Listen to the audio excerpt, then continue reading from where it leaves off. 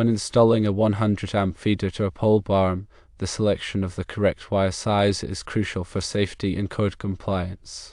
The National Electrical Code, or NEC, provides guidelines for determining the appropriate conductor size based on the ampacity requirements and installation conditions.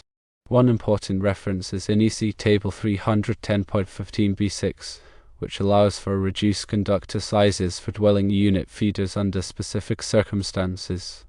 However, it's essential to understand the limitations and applicability of this table. This table typically applies to the service entrance conductors or feeder conductors for individual dwelling units and not necessarily to detached structures like pole barns, unless the pole barn is considered part of the dwelling unit. For a 100 amp feeder, the standard approach is to refer to NEC Table 310.16, which provides ampacity ratings for conductors based on their insulation type and installation method. For copper conductors with a temperature rating of 75 degrees Celsius, which is a common rating for many types of insulation, a 100 amp feeder typically requires a minimum of #3 copper wire. This is because #3 copper wire has an ampacity of 100 amps when rated at 75 degrees Celsius.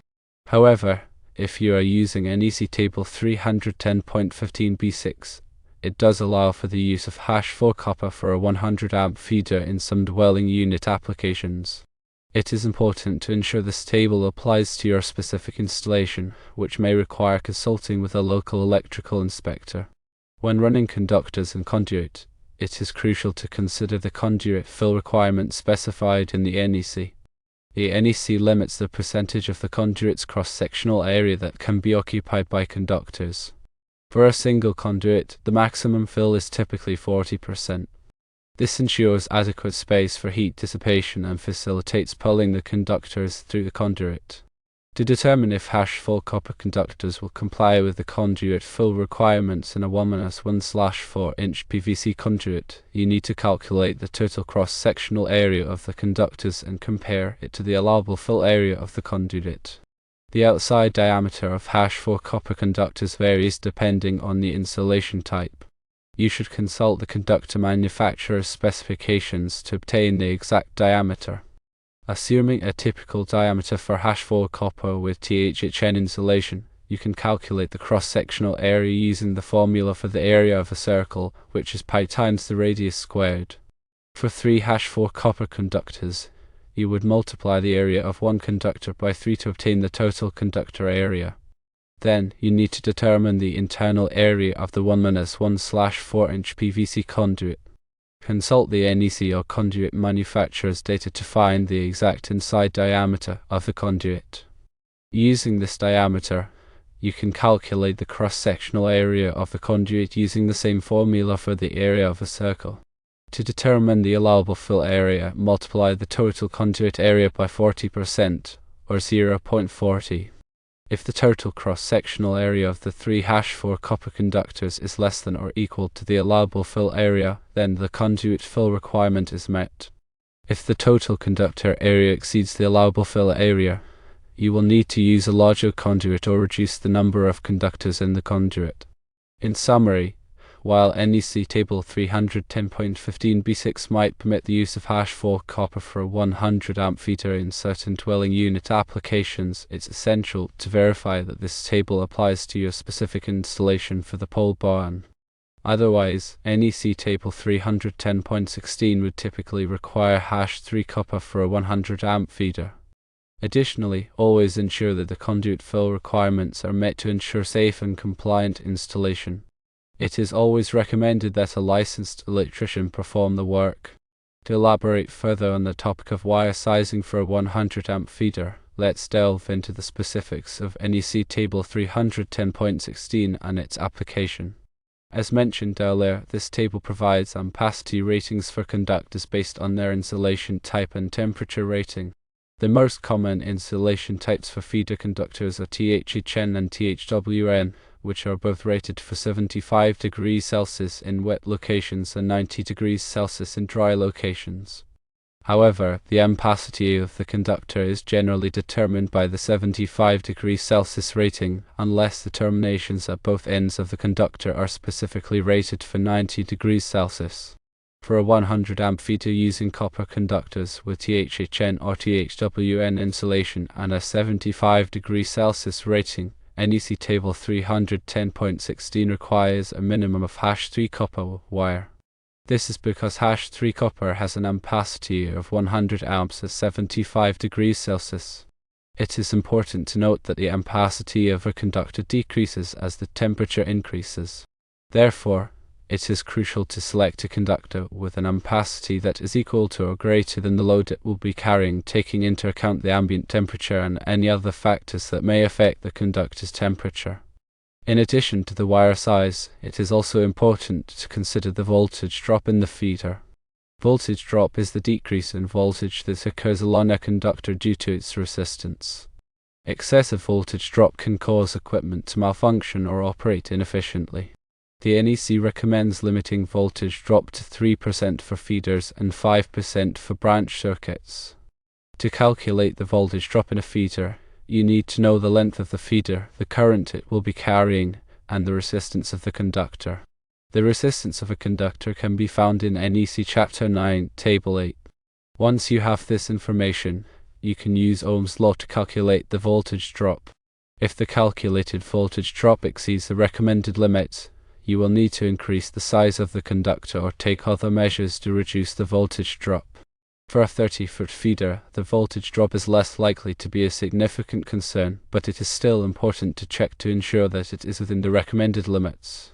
Now let's discuss the installation of the 1-1/4-inch PVC conduit. PVC conduit is a popular choice for underground electrical installations because it is durable, corrosion resistant, and relatively easy to install. When installing PVC conduit, it is important to follow the manufacturer's instructions and the requirements of the NEC.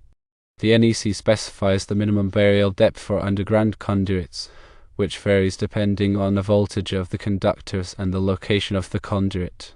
For residential applications, the minimum burial depth is typically 18 inches. It is also important to ensure that the conduit is properly supported and protected from damage.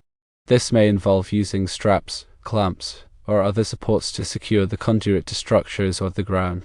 When running conductors through the conduit, it is important to use a pulling lubricant to reduce friction and prevent damage to the insulation.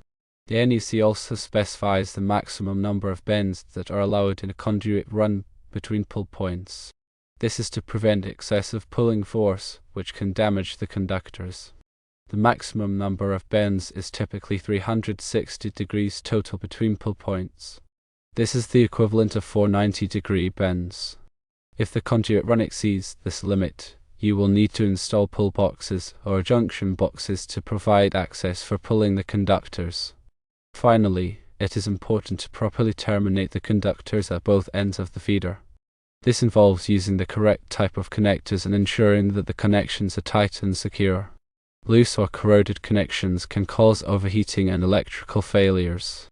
In addition to the technical aspects of wire sizing and conduit installation, it is also important to consider safety when working with electricity. Always energize the circuit before working on it and use appropriate personal protective equipment such as insulated gloves and safety glasses. If you are not comfortable working with electricity, it is best to hire a qualified electrician. To reiterate, the selection of the correct wire size for 100 amp feeder is a critical aspect of electrical safety and code compliance.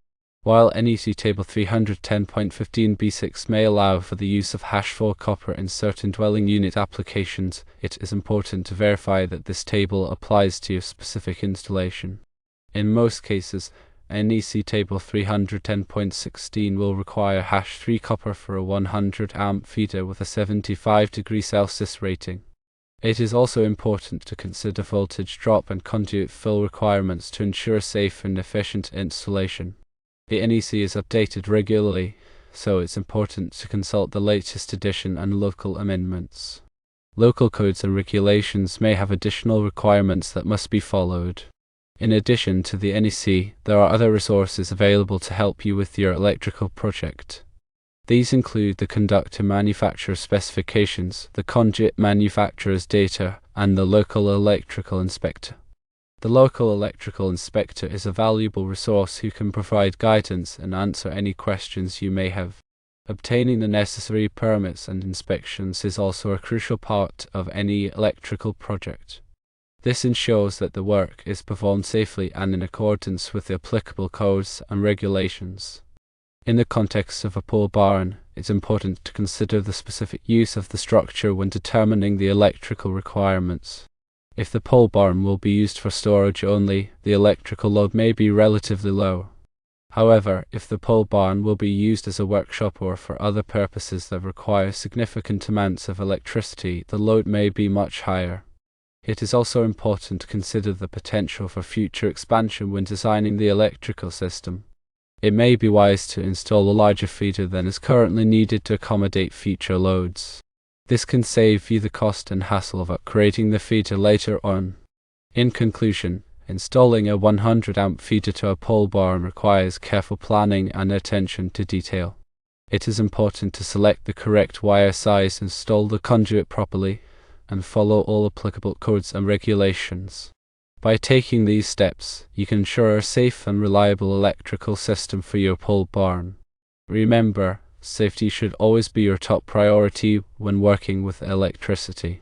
If you are not comfortable performing the work yourself, it is best to hire a qualified electrician. They have the knowledge, skills, and experience to ensure that the job is done safely and correctly. The information provided here is for general guidance only and should not be considered a substitute for professional advice. Always consult with a qualified electrician before starting any electrical project.